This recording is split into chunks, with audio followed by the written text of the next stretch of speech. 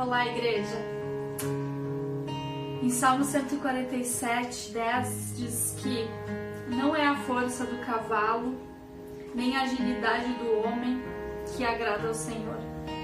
O Senhor se agrada dos que o temem, dos que depositam sua esperança no seu amor leal. Essa é uma música que a gente vai cantar, que normalmente a gente não...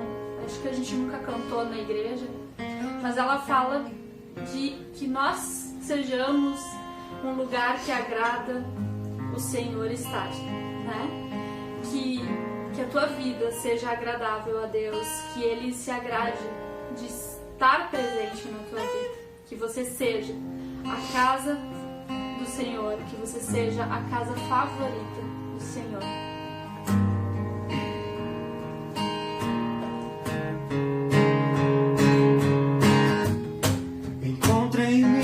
Deus, algo de valor.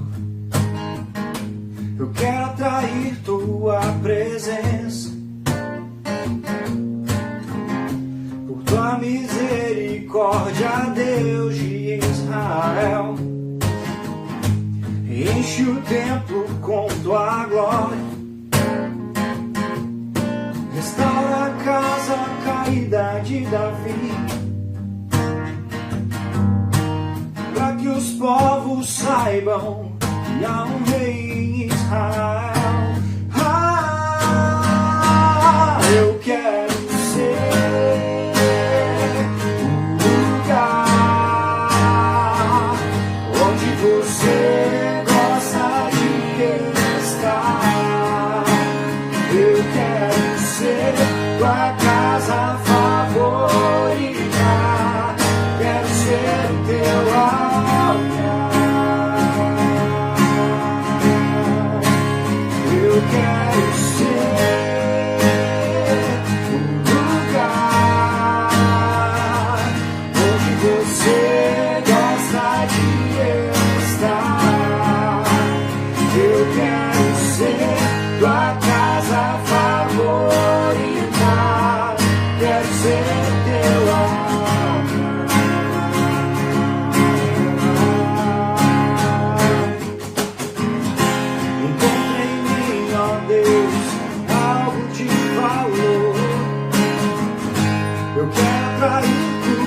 presença,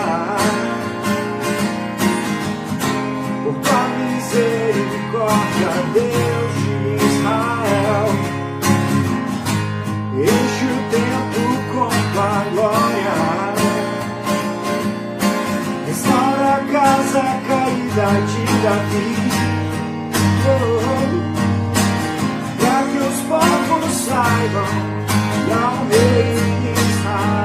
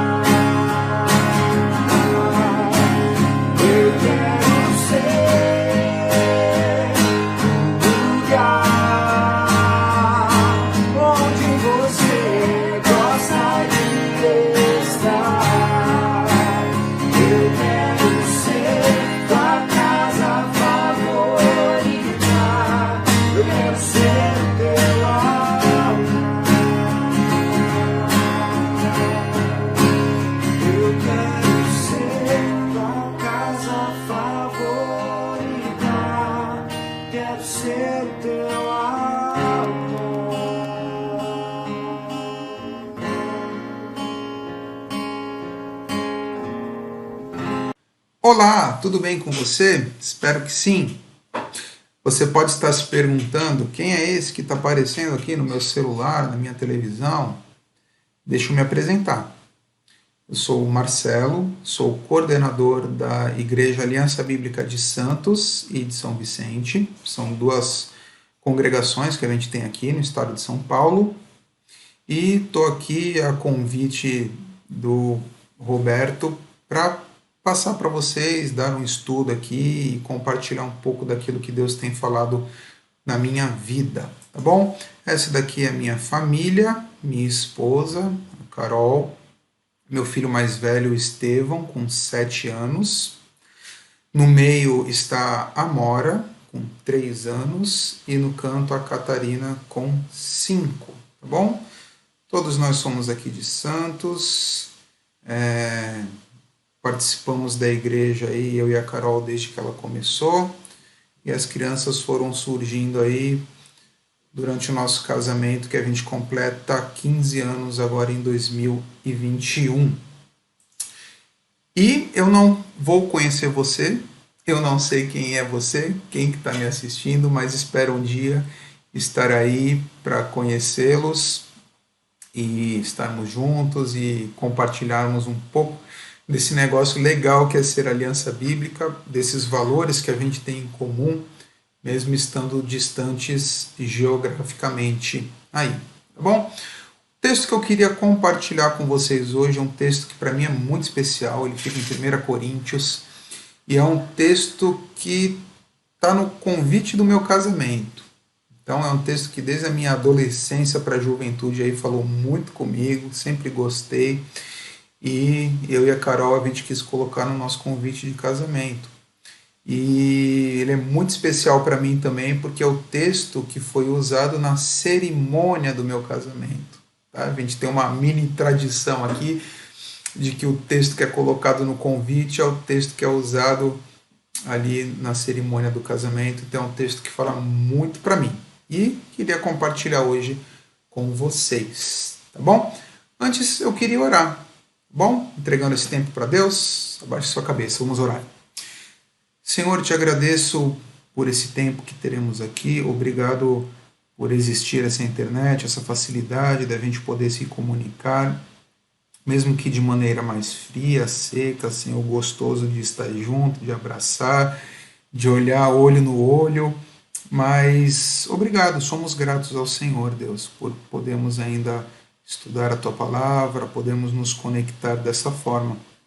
Peço que o Senhor fale em nossos corações, que o Senhor possa preparar os nossos corações para serem transformados de acordo com a Tua Palavra, Deus. Não adianta nada a gente estudar e isso ser apenas conhecimento.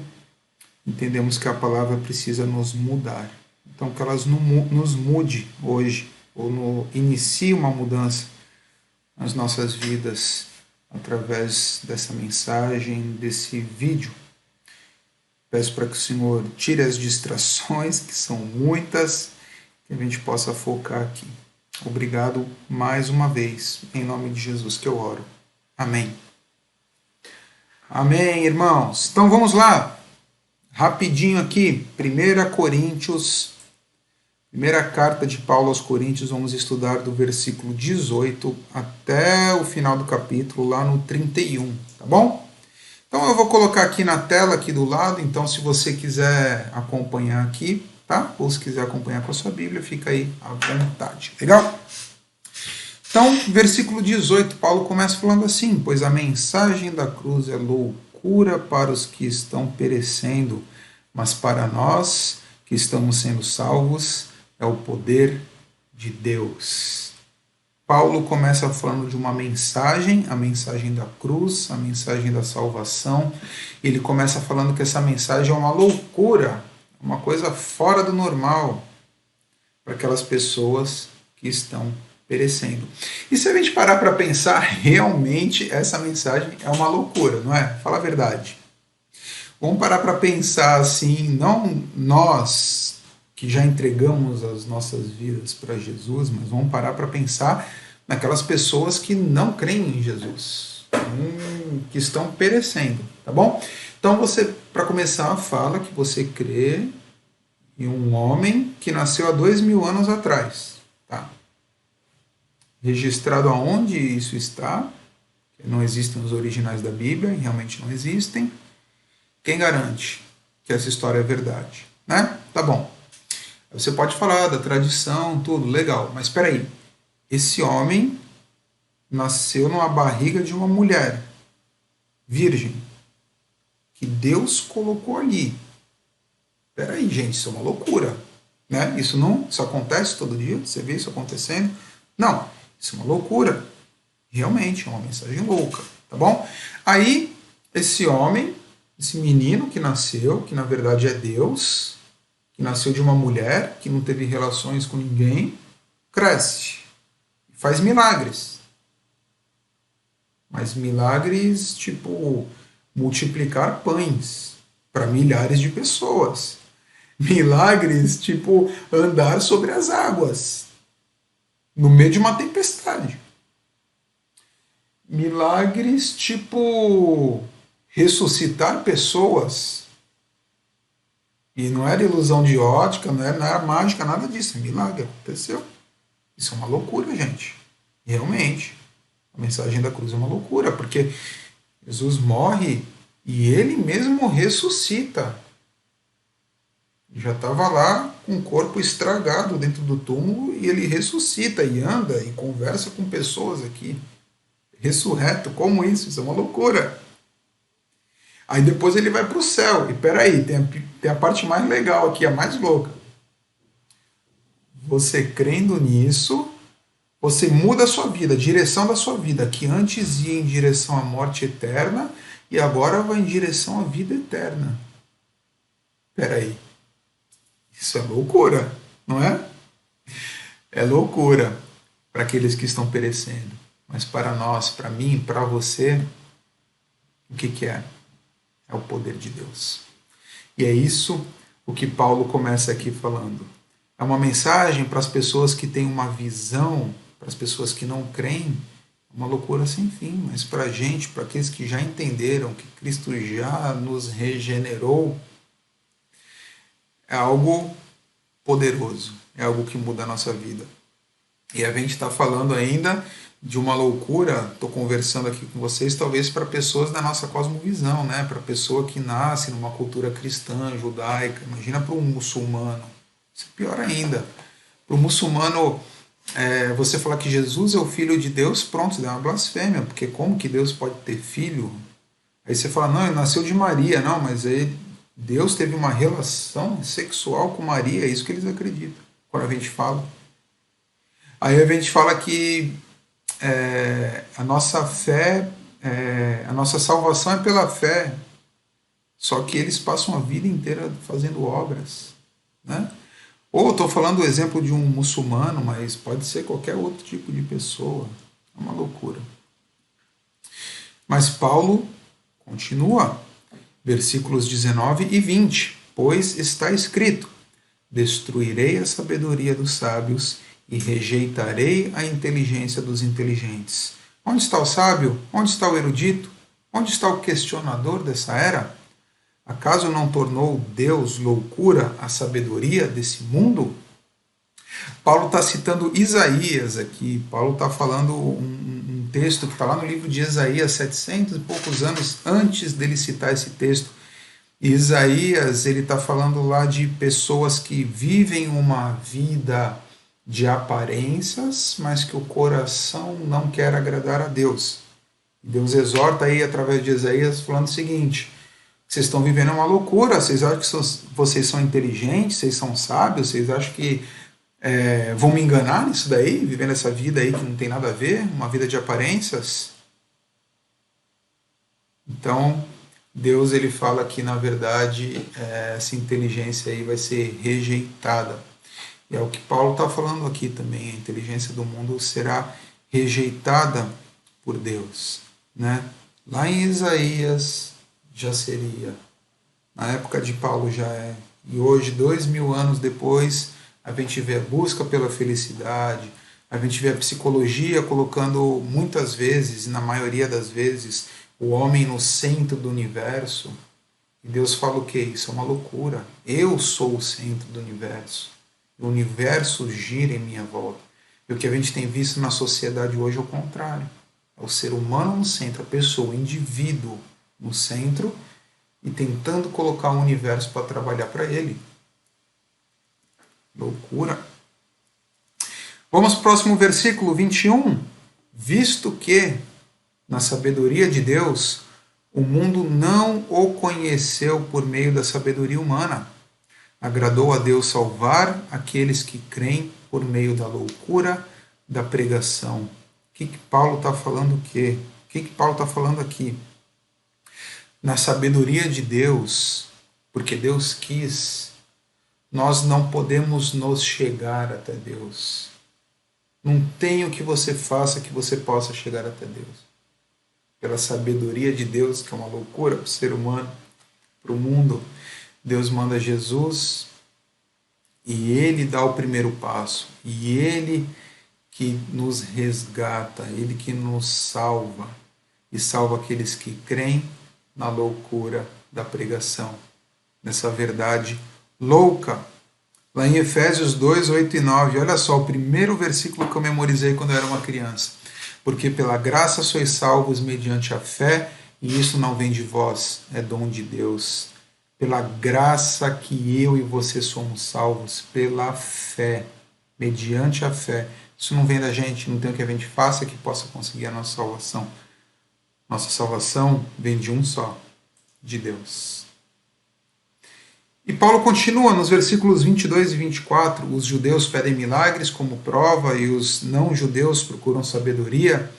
Nós, porém, pregamos Cristo crucificado, o qual de fato é escândalo para os judeus e loucura para os gentios.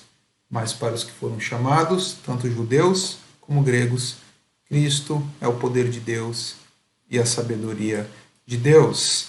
Ficou muito confuso. Vamos devagar aqui. Paulo está falando o seguinte, olha o destaque em verde aqui, judeus verde, ok? Judeus pedem milagres como prova. Os judeus, eles queriam milagres, eles queriam a salvação, a regeneração dele, o Messias prometido para eles tinha que vir através de um milagre que eles não entenderam que era Jesus. Eles queriam um Cristo que fosse um libertador político, mas não foi. Os judeus não creram em Jesus. E os não-judeus, os romanos, os gregos que estavam ali, procuravam o quê? Sabedoria. Eles achavam que com a sabedoria, com os escritos, com as filosofias, não tem um filósofo grego? Eles achavam que esses daí, através da inteligência, do intelecto, eles conseguiriam a salvação, conseguiriam evoluir, conseguiriam se livrar da fúria dos deuses.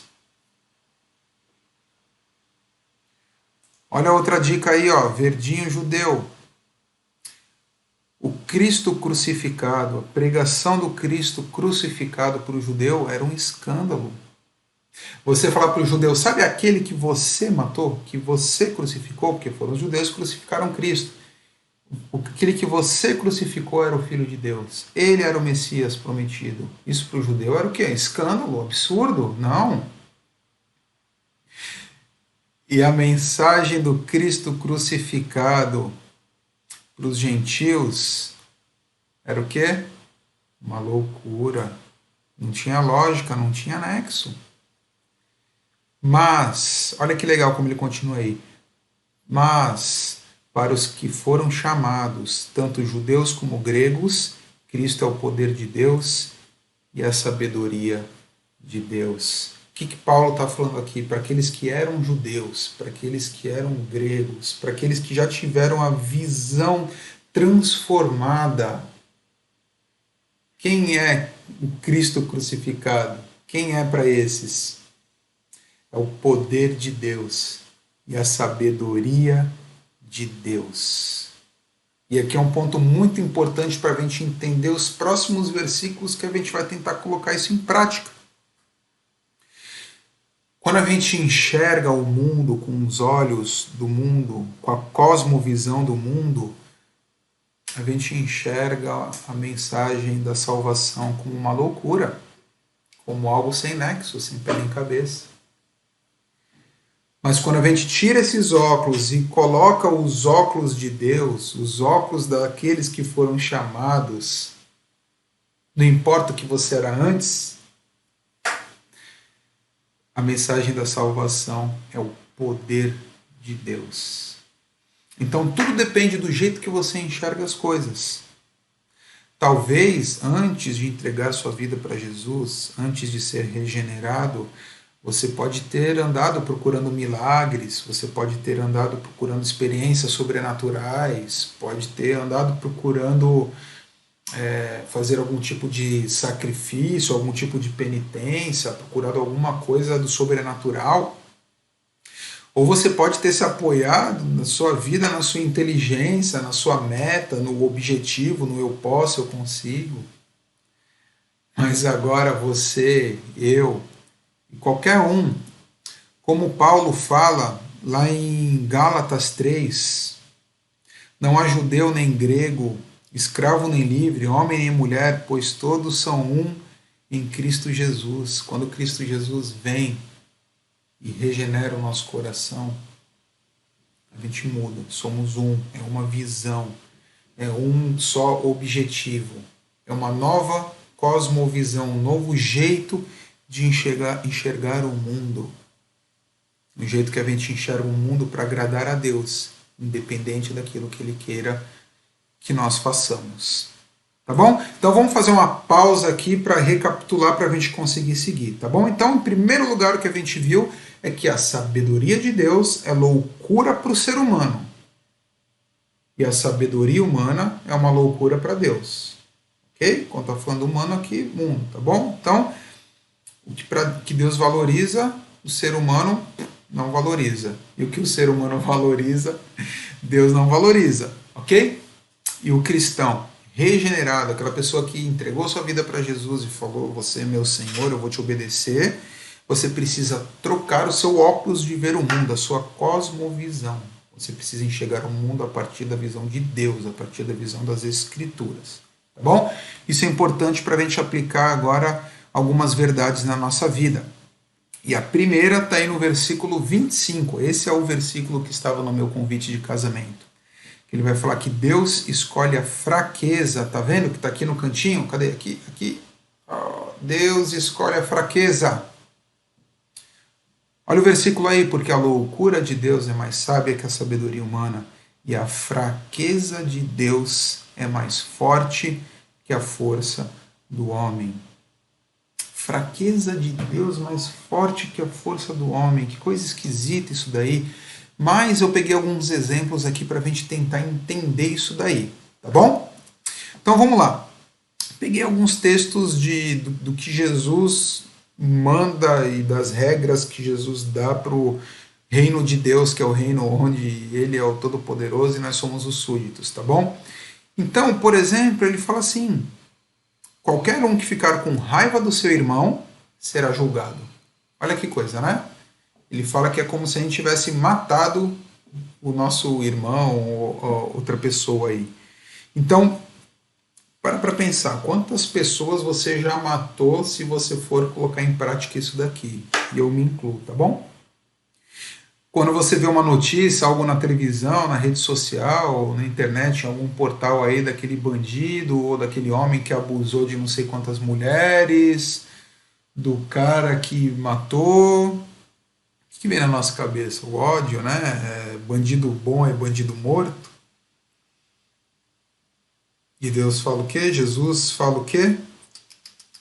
Não. Não fique com raiva do seu irmão. Mas espera aí, isso é coisa de fraco. Né? Olha o que as pessoas que não têm essa visão de Deus vão pensar. Isso é coisa de fraco. Não ficar com raiva. Não, bandido bom é bandido morto. Né? O ódio que a gente vê hoje no nosso país, no Brasil polarizado politicamente, todas as coisas aí, briga, encrenca. E a gente, se estivermos com a nossa visão de Deus, com a sabedoria de Deus, isso vai ser uma loucura para o homem, porque é uma fraqueza isso daí. Jesus falou que se alguém fizer uma acusação contra nós, é para a gente entrar em acordo enquanto ainda é tempo. Que loucura é isso, mas não é para processar, não é para ganhar um dinheirinho?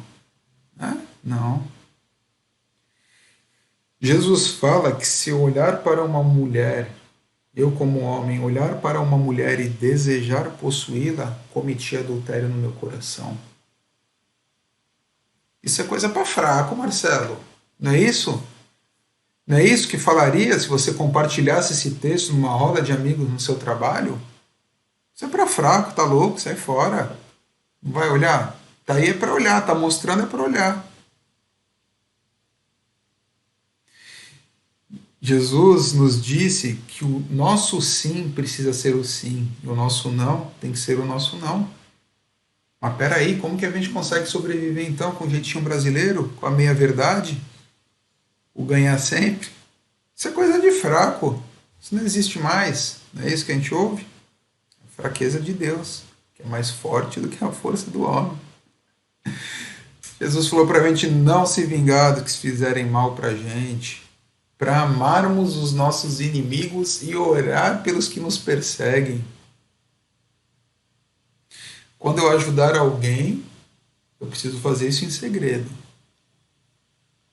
Jesus fala para nós não ficarmos preocupados em ficar juntando riquezas na terra e sim no céu, para nós não nos preocuparmos com a nossa roupa e com a nossa comida. Isso é uma fraqueza. Os outros vão olhar isso como uma fraqueza. Você não quer ficar rico? Você se preocupa mais em agradar a Deus? Sim. Deus quer a fraqueza. Ele escolhe a fraqueza. E eu queria que você pensasse, avaliasse na sua vida se você tem escolhido a fraqueza. Se você tem buscado conscientemente essa fraqueza de Deus, aparente fraqueza de Deus, né?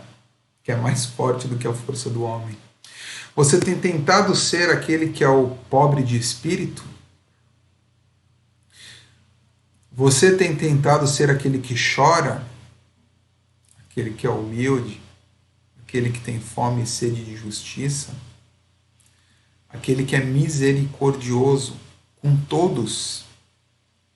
É isso que você tem procurado? Esse tipo de fraqueza que você tem procurado? Tem procurado ter um coração puro, ser pacificador e agradecer quando é perseguido? Ai, ai, essa é a loucura de Deus, que é totalmente contra a sabedoria do homem. Pense se você tem se revestido da fraqueza aos olhos do mundo. E em segundo lugar, Deus escolhe a fraqueza, mas também os fracos. Versículos 26 e 27. Irmãos, pensem no que vocês eram quando foram chamados. Poucos eram sábios segundo os padrões humanos, poucos eram poderosos, poucos eram de nobre nascimento, mas Deus escolheu o que para o mundo é loucura para envergonhar os sábios, escolheu o que para o mundo é fraqueza para envergonhar o que é forte. Deus escolheu os fracos. Pensa bem, eu não sei aí na aliança bíblica de vocês, mas com a gente aqui eu não tenho nenhum senador, não tenho ninguém muito importante, não tenho nenhum mega pop superstar, ninguém com milhões de seguidores no Instagram. Não tenho. Talvez um ou outro um pouco mais influente, mas o que Paulo está falando aqui é que Deus escolhe pessoas comuns para envergonhar os que se dizem sábios. Deus escolhe pessoas como eu e você. Ele escolhe pessoas que são normais, né? Não são poderosos, não são de nobre nascimento. Escolhe o que é fraco. Ele escolhe os fracos. Olha que coisa maravilhosa. A gente tem parte no reino de Deus e uma parte super importante. Isso é muito legal. O versículo, a parábola que eu mais gosto, talvez a que eu mais goste, é uma parábola de um versículo só, está lá em Mateus 13. Fala assim: o reino dos céus é como o fermento que uma mulher tomou e misturou com uma grande quantidade de farinha, e toda a massa ficou fermentada. O reino de Deus é assim. Se você pegar uma massa de um bolo, de um pão, alguma coisa assim, e comparar com quanto você põe de fermento, você vai ver que é muito pouco fermento para muita massa. Se você pegar o peso de uma massa, vai 1 quilo de farinha, não sei quantos ovos, né? E você põe 2 colherzinhas de fermento. Só que esse pouquinho, essa coisa desprezível, pequena, imperceptível, se espalha e muda tudo. Deus quer nos usar para mudarmos o mundo. E quando eu digo nós pessoas normais, pessoas padrão, pessoas que fracas, mas pessoas que Ele escolhe. Deus, Ele cristãos normais para que o reino dele cresça. E quando eu falo cresça, não só para que o reino dele cresça numericamente, mas o nosso chamado lá em Mateus 28 é para ir fazer o quê? Discípulos. Então Deus quer nos usar, e não apenas os pastores, os facilitadores, os supervisores, os líderes gigantescos que tem por aí, não. Deus quer usar cada um, para que nós possamos discipular, para que nós possamos andar junto, para que nós possamos ajudar os nossos irmãos a vencer pecados. Muitas vezes a gente se exime, ou pode se eximir de tarefas que são dadas para a gente. Se você vê o seu irmão pecando, você, como cristão, deve ir lá e conversar com ele, animá-lo, chamar para arrependimento. Não é para você terceirizar isso daí para o profissional, para o pastor, para o facilitador ou para quem seja. Você, o seu papel como cristão. Porque ele quer usar quem? As pessoas comuns. Não é nenhum sábio, nenhum popstar aí que Deus quer usar. Ele quer usar ele quer usar você, todos nós juntos como igreja. Então, Deus escolhe a fraqueza e os fracos. Para quê? Olha aqui no cantinho. Deus escolhe a fraqueza e os fracos para mostrar o seu poder. Versículos de 28 a 31. Ele escolheu o que para o mundo é insignificante. Ainda chama a gente de insignificante esse Paulo, mas tudo bem. Ele escolheu o que para o mundo é insignificante, desprezado, e o que nada é, para reduzir a nada o que é, a fim de que ninguém se vanglorie diante dele. E porém, por iniciativa dele, que vocês estão em Cristo Jesus, o qual se tornou sabedoria de Deus para nós, isto é, justiça, santidade e redenção, para que, como está escrito, quem se gloriar, glorie-se no Senhor. Então a escolha de Deus pela fraqueza e pelos fracos é para um objetivo, para a glória de Deus. Por que ele escolheu os fracos? Por que ele só não escolheu pessoas popstar, poderosos, pessoas com grande habilidade de comunicação? Por quê? Porque se só estivesse nesses, ia parecer que é pela força deles, mas não é. É pela força de Deus. Deus quer que a força dele seja evidenciada. Deus quer que a glória dele seja evidenciada. Então, quando ele escolhe a fraqueza, o humilde, quando ele escolhe aquele que chora, o fraco, a pessoa que você vê e parece que não tem nenhuma habilidade, é para mostrar que esses daí, quando estão no poder, na força de Deus, fazem grandes coisas, não para que se gloriem, mas para que Deus seja glorificado. E esse é o nosso chamado. Deus nos escolhe para que Ele seja glorificado. E algo que eu posso colocar para a gente, para mim, para você, o que eu queria é que a gente se animasse e que a gente continuasse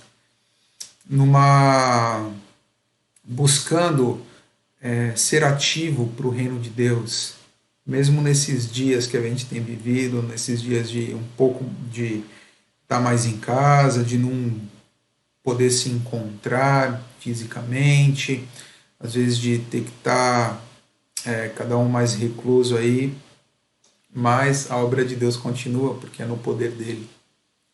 Então podemos sim continuar buscando sermos fracos, podemos continuar buscando sermos usados por Deus, para que a gente continue fazendo com que o reino dele cresça. Pensa nisso, o Evangelho, a nossa vida espiritual não pode entrar em quarentena, não. A gente pode estar fisicamente em quarentena, alguns mais, outros menos isolados, mas o Evangelho não. O Evangelho não pode parar. A igreja tem que continuar crescendo. Precisa continuar sendo como aquele fermento na massa do bolo, na massa do pão, que tanto precisa do amor de Deus. Amém, irmãos? Espero poder estar aí com vocês um dia, conhecê-los e, de certa forma, foi muito bom estar aqui com vocês, tentando comunicar um pouquinho da palavra de Deus, o que ele tem falado ao meu coração aqui em Santos. Bom, boa noite e até outra oportunidade. Tchau, tchau.